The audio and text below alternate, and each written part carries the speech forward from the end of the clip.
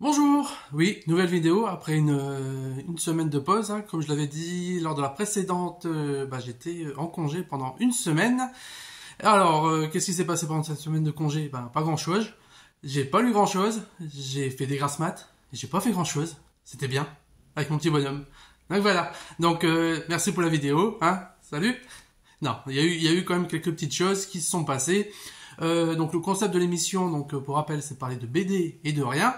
Là, dans le numéro d'aujourd'hui, ça va être un peu plus de rien, parce que voilà, autant parler aussi d'autres choses qui concernent très largement soit le monde de la pop culture ou de ma petite personne, hein, parce que bon voilà, hein, c'est j'ai une vie qui est cool, hein. Non, enfin bref, c'est pour vous partager aussi d'autres petites choses. Alors, de quoi j'avais envie de parler? D'abord, un sujet qui est pas très drôle, c'est le décès de Matthew Perry, qui est un acteur que beaucoup admiraient, que moi-même j'admirais, que j'admire encore malgré sa disparition. Évidemment, que j'ai connu à travers la série Friends, que j'adore, et je trouve que c'est toujours été l'un des personnages préférés. D'ailleurs, dans ma bande d'amis, je pense notamment à Kevin, que j'ai toujours un peu identifié à Ross, et moi je me suis toujours un peu identifié à Chandler, dans le côté, le gars pas forcément très sûr de lui, qui se cache derrière les blagues. Donc voilà, je me suis toujours un peu identifié à Chandler. Je trouve que l'acteur était quelqu'un de extrêmement talentueux. Alors je sais qu'il avait fait énormément d'autres projets. J'ai pas eu l'occasion d'en voir énormément. Bon, il y avait notamment Mon voisin, je crois que l'un de ceux que j'avais vu, c'était Mon voisin le tueur, où c'était avec Bruce Willis. Bon, il y en avait eu deux, je crois que j'avais vu que le premier. Bon, il avait fait d'autres choses. Il avait fait un film avec Zac Efron. Il avait fait des séries qui avaient apparemment été très, la critique était unanime, mais qui n'avait pas forcément eu un succès au niveau de l'audience, qui avait été annulé. Et je sais qu'un jour, il faudra que je regarde un peu tout ça, parce que pour moi, Matthew Perry n'est pas que Chandler, c'est un acteur. Moi, quand j'ai appris sa disparition, je crois qu'il avait quoi, 53 ans. Ça m'a fait bizarre, parce que voilà, ça fait partie des idoles de mon enfance qui disparaissent, hein. Voilà, on vieillit tous un jour, et ça fait partie des choses où on se rend compte que, mine de rien, les années passent. Donc là, le bouquin que je vous ai montré, donc c'est sa biographie.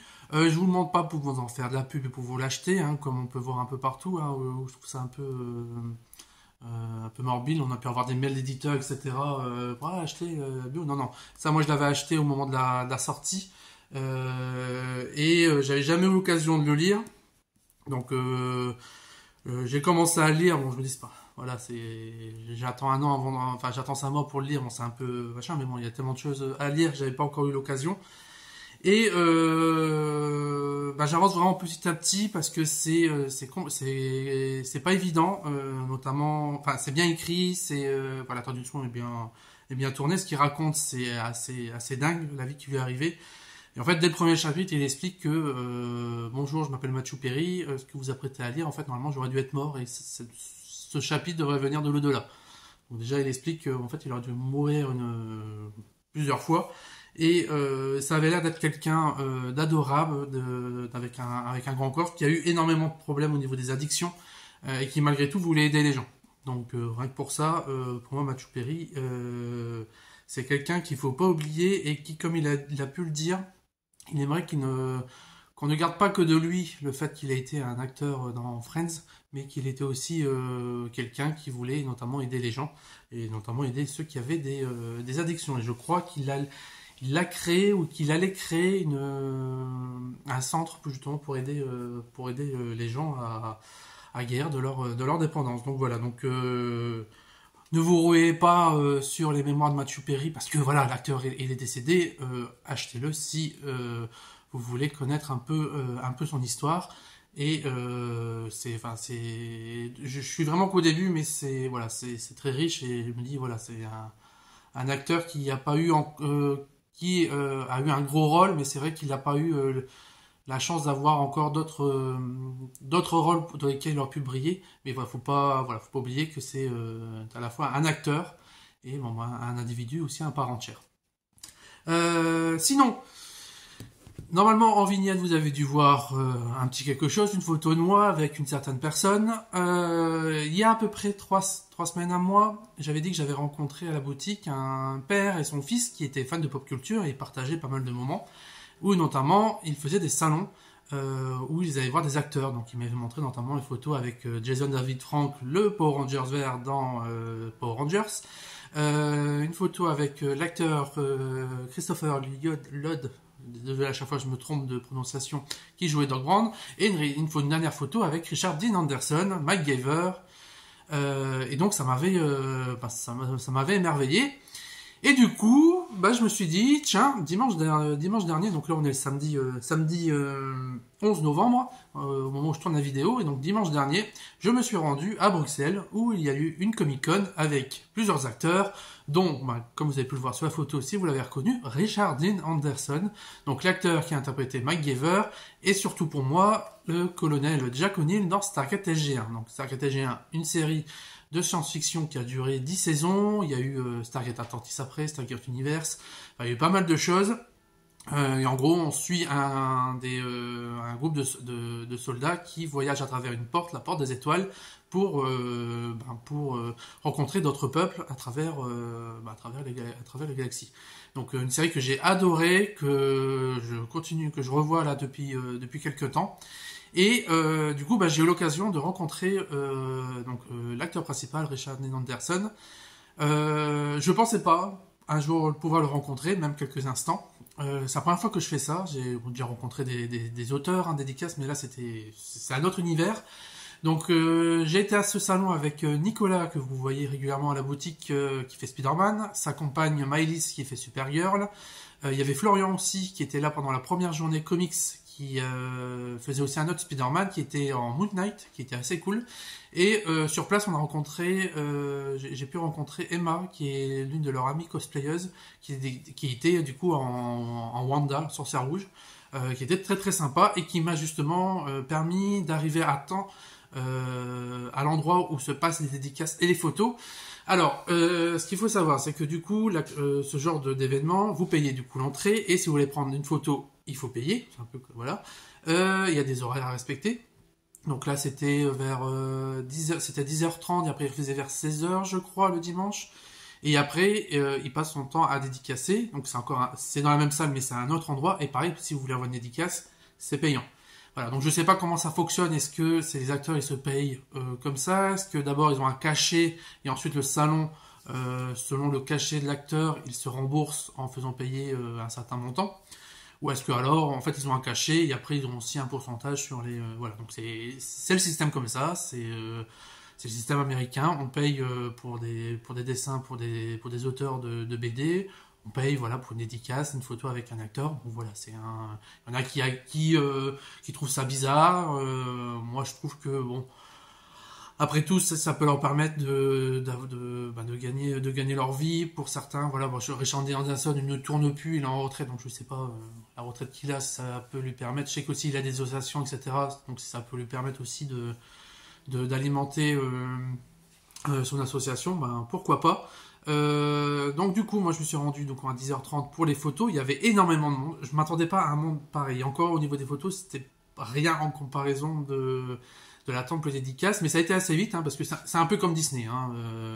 Vous avez un jeton, vous le donnez, vous passez et puis voilà. Alors le truc c'est pas les acteurs qui vont vite, parce que clairement Richard Dean Anderson il prenait le temps pour les photos pour que les gens puissent bien se placer. Devant moi il y avait un couple avec leur petite fille.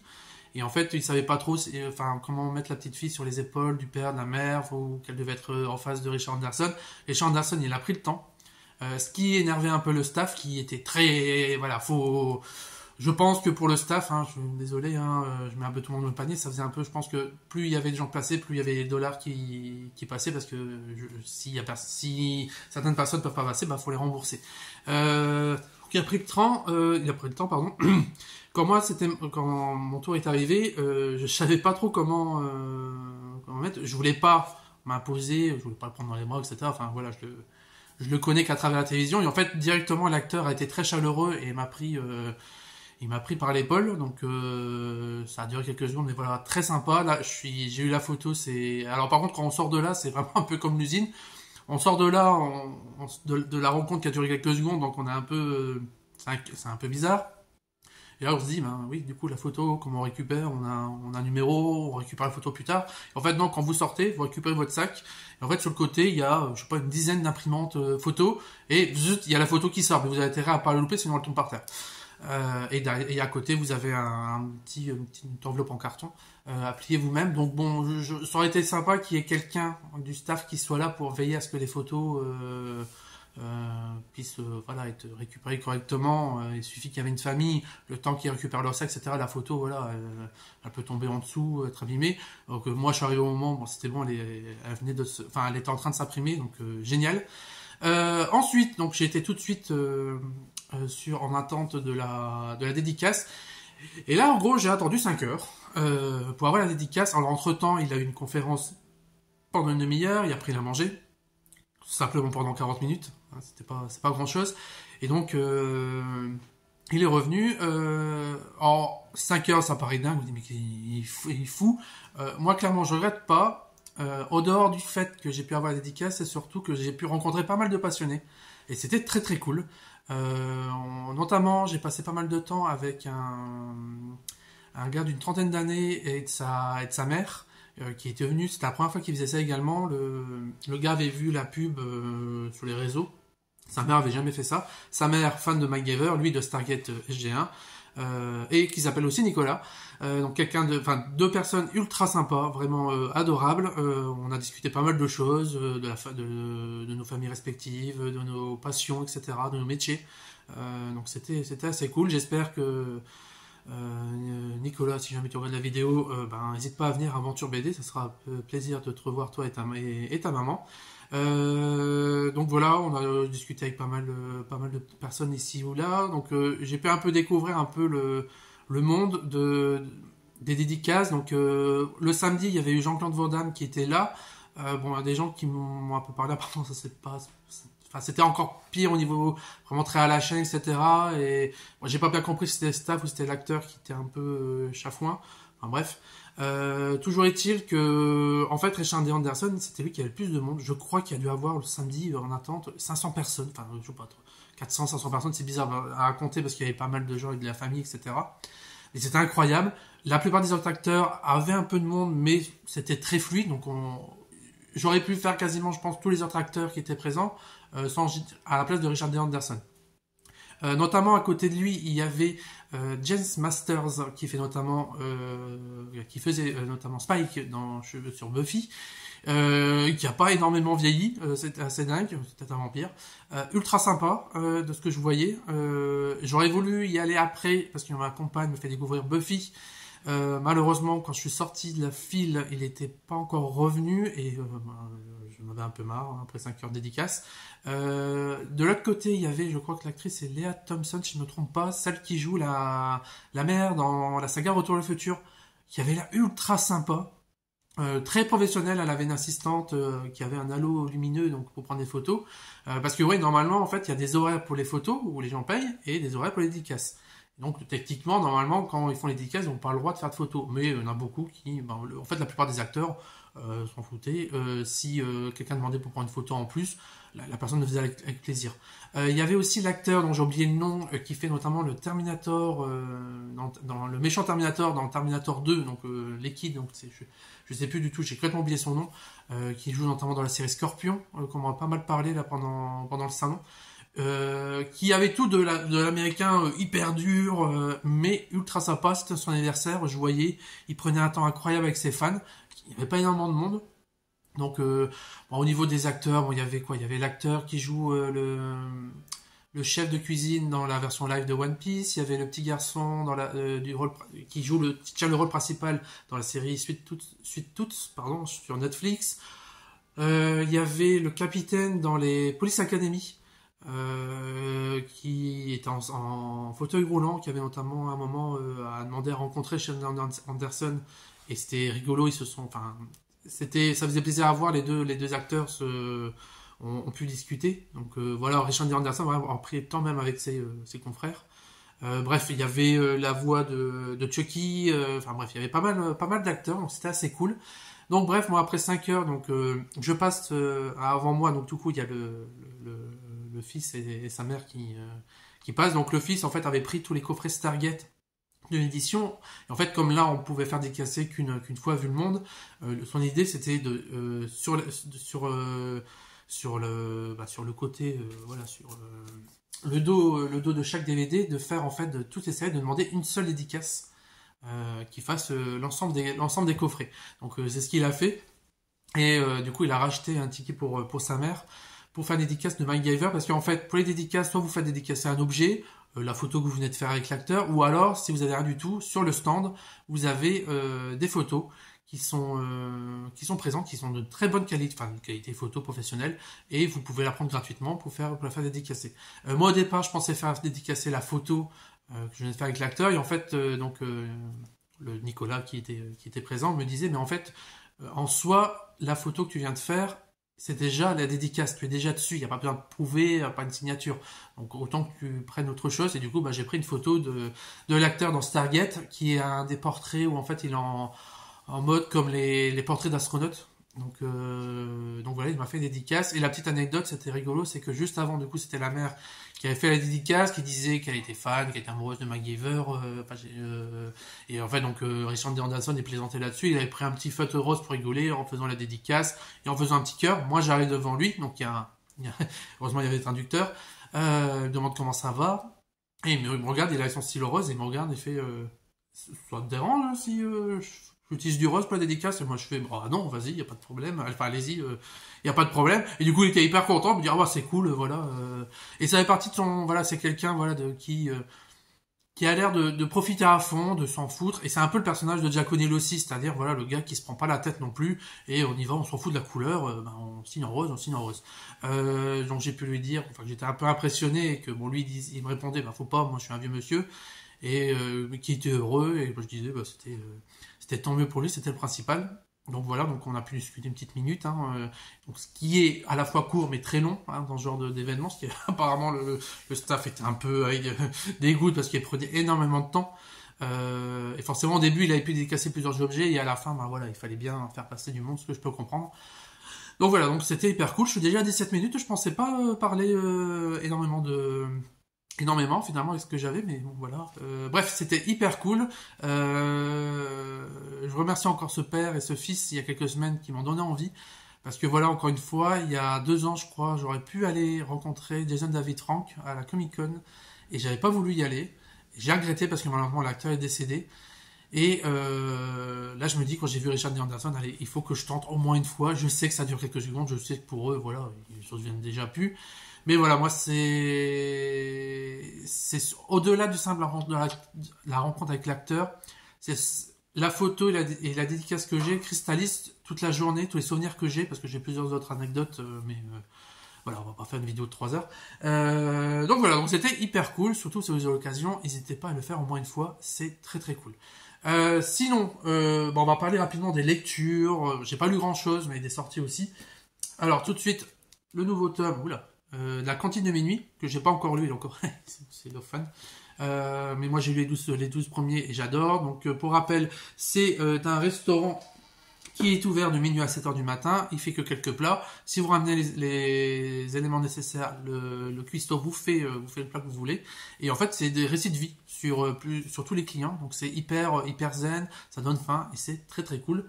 Sinon, j'ai lu. Voilà. On va pas en parler plus. Le Miyazaki, le voyage de Shuna. Alors contrairement à ce qu'on peut voir dans les commentaires quand ça a été annoncé, non, l'auteur n'a pas fait un plagiat de son propre œuvre, du voyage de Chihiro, de Princesse Mononoke, pardon.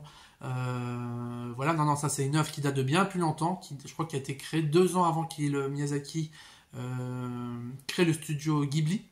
Donc on voit tous les éléments qui vont donner plusieurs films, comme donc du coup Princesse Mononoke. Donc alors graphiquement c'est sublime. Après au niveau de l'histoire ça fait très conte, c'est basé sur un conte de toute façon. C'est très contemplatif. Je suis pas rentré extrêmement dedans, donc voilà. je serais pas le meilleur conseiller pour ce bouquin. Si vous êtes fan de l'œuvre de Miyazaki, graphiquement, allez-y. Même au niveau de l'histoire, je pense que même globalement, vous allez vous y retrouver. Mais voilà, moi, je trouvais qu'il manquait peut-être quelque chose. Mais bon, si en plus ça a été fait avant les studios Ghibli, voilà, c'était encore les prémices des différents chefs-d'œuvre que l'auteur allait faire. Mais voilà, c'est bizarre que ça, apparemment, ça n'a jamais été édité en France et que ça fait plus de 30 ans. Donc bref, tant mieux. Rapidement, au niveau des sorties, il y a eu le nouveau Mario Mountain que j'ai feuilleté, que j'ai pas encore lu, mais qui a l'air toujours aussi cool. L'un des gros cadeaux que j'ai envie de me faire, c'est l'anthologie Winnie l'ourson, chez Glénat, qui est magnifique. Que j'adore, que je pense que je vais me prendre. Alors par contre, moi, au niveau du prix, je m'attendais à aller pour un bouquin comme ça entre 30 et 35 euros, ce qui me paraît honnête. Le prix est à 45 euros. Bon. Là, je trouve que c'est un peu chéros pour l'épaisseur, etc. et par rapport à d'autres bouquins. Donc je verrai bien, j'en ai pris un certain nombre. Je me demande si je ne suis pas un peu emballé. Après, ils ont raison de sortir en fin d'année parce que c'est le genre de cadeau un peu coup de tête qu'on peut faire, pas faire trop attention au prix. Mais bon, clairement, 45 euros, j'en ai discuté avec un client. Pour moi, 35, ça aurait été, allez, 35, on va dire, ça aurait été nickel. Deux jeux qui sont sortis niveau comics. Les Batman Spawn, donc la version de 94 et la nouvelle version. Alors, vu en fait, ils sont relativement épais, mais en fait, les histoires sont pas si longues que ça. Vous avez pas mal de bonus, les planches noir et blanc, etc. Clairement, ils auraient pu faire une intégrale. Bon, après, est-ce qu'ils ont le choix ou en fait c'est simplement ça permet de faire peut-être faire dépenser plus, mais il y a peut-être aussi le fait que celui-ci de 94 était déjà sorti, donc ils voulaient pas que les anciens lecteurs soient obligés d'acheter des doublons. Enfin bref, c'est pas mon délire. C'est pas mon délire. J'ai lu le 94, ça pique un peu les yeux graphiquement, mais bon après c'était au niveau des couleurs. Mais bon après c'était l'époque. Le Batman Spawn, bon, forcément plus moderne, mais ouais, non, je sais pas, je suis pas rentré dedans, c'est pas mon délire. Je ne suis pas la cible, pour moi, j'ai un peu oublié même déjà de ce qui s'est passé dedans. Mais bah, c'est pas grave, si vous aimez Batman et vous aimez Spawn, allez-y, l'univers de Spawn revient depuis quelques années en force et c'est très cool. Mais il faudra que je m'y remette parce que j'avais tenté je crois que c'était King Spawn. Tiens, c'est un numéro 1, je vais me mettre dedans. Voilà, j'étais complètement largué. Donc voilà. Monsieur, non, c'est fermé. Oui, non, monsieur, c'est fermé. Ouais, non, il est 9h10, donc ça va être. Ça va être compliqué. Ouais, je mets la lumière, forcément. Voilà, monsieur reviendra. Voilà, c'est encore un caméo, vous n'avez pas vu, mais il y a toujours des caméos, c'est pire que les Marvel. Autre sortie rapide, le dernier Undertaker, qui est un sacré western. Allez-y, oui, ça fait des reflets. Et rapidement, bon voilà, il y a aussi Torgal. Voilà, des petites séries qu'il faut soutenir. 23 minutes, mine de rien, il y avait de quoi dire. Sinon, moi, je vais m'arrêter là parce que, voilà, il n'y avait pas grand-chose à dire. Bon, cette semaine, qu'est-ce qu'il y a eu aussi il regarde pas forcément les vidéos jusqu'au bout, donc on peut le dire. Il y a le chef, c'était son anniversaire, donc on lui a offert 800 grammes de fraises Tagada. Il y a un client qui a offert 2 kilos de M&M's et il y a eu quoi? Je crois que Apolline, c'était quoi? Des nougatis, une espèce de nougat entouré de chocolat. Donc voilà, il a de quoi faire niveau calories. Donc voilà, voilà, donc c'était juste pour faire le petit clin d'œil. Sinon, moi je vais aller préparer les 1 an de la boutique parce que là, je rappelle encore une fois, on est au moment où je tourne la vidéo, on est le 11 novembre et si vous suivez les réseaux, on est toujours férié mais on est ouvert. Et avec l'équipe, on fait une journée pour les 1 an de la boutique Aventure Manga. Ça fait déjà 1 an, donc là je vais préparer le petit déjeuner et on va faire une petite tombola. Bon voilà, c'était cool. Voilà, combien on est? 24 minutes. Bon j'arrive, même quand j'ai l'impression de pas avoir grand chose à parler parce que je tiens toujours un petit peu de notes avec les titres. Je fais un poustillon là, c'est pas grave. Finalement je me rends compte qu'il y a toujours des trucs que je trouve cool à raconter. Donc voilà, merci encore de suivre, parce que c'est pas mal, ça. J'étais un peu plus d'une centaine en moyenne à regarder les vidéos. Puis là j'ai regardé les premières, la première on a plus de 200 vues. Bon, là on a 517 abonnés, donc ça on monte pas mal. Je crois qu'on a, je sais plus, dessus, on a un peu plus d'un mois, on a dû avoir 20, enfin j'ai dû avoir 20-25 abonnés en plus, donc c'est cool. Donc bah voilà, je vous dis à la prochaine, normalement la semaine prochaine, si tout va bien. Bah oui, normalement je suis pas en congé, donc ça devrait aller. Voilà, bah à bientôt. Bisous.